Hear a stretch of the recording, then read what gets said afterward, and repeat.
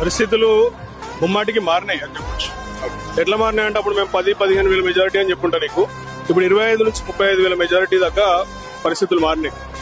ఎందుకంటే రేవంత్ రెడ్డి ఇక్కడికి రావడము, వచ్చి మెదడు మరి మోకాలకు జారిన విధంగా ఎట్లా పడితే అట్లా మాట్లాడము.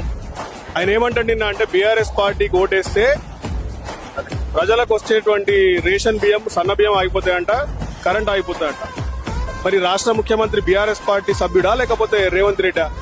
కనీస సోయి లేకుండా ముఖ్యమంత్రి ఆయనే ఉన్నప్పుడు 3 ఏళ్లు ముఖ్యమంత్రిగా ఉంటాడు ఆయన. ఇంకా మిగిలిన కాలము ఎట్లా ఆగిపోతాయి అవి 2 స్కీములు నాకు అర్థం కాదు. తిప్పి కొడితే ఒక్క బై ఎలక్షన్, ఇది ఒక్క సీటు. వాళ్ళకి ఆల్రెడీ మా ఎమ్మెల్యేలు 10 మందిని గుంజుకున్నాక 75 మంది ఉన్నారు వాళ్ళకి ఎమ్మెల్యేలు. మరి ఒక్క ఎమ్మెల్యేతోనే మారిపోతుందా సినారియో? సో ఇట్లా తలతిక్క వాదనలు, భయము, ముమ్మాటికి భయం, గజ గజ గజ వణుకుతున్నాడు. ఎందుకంటే ఈ ఎలక్షన్ ఓడిపోవాలని చెప్పేసి తన సహచర కేబినెట్ మంత్రులు సైతం ఆశిస్తున్నారు. తన పార్టీలో ఎమ్మెల్యేలు కూడా ఈ ఎన్నిక కాంగ్రెస్ పార్టీ ఓడిపోవాలని వాళ్ళందరూ ఆశిస్తున్నారు. ఆయన దిగిపోవాలని చెప్పేసి.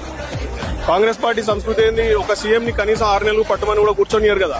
ఇక్కడ 2 ఏళ్లు కూర్చునేసరికి వాళ్ళకు వశపడతలేదు. సో ఆయన గుంజి పడేసి ఓడొకడు కూర్చోవాలని చెప్పేసి ఓడిపోవాలని చూస్తారు వాళ్ళే.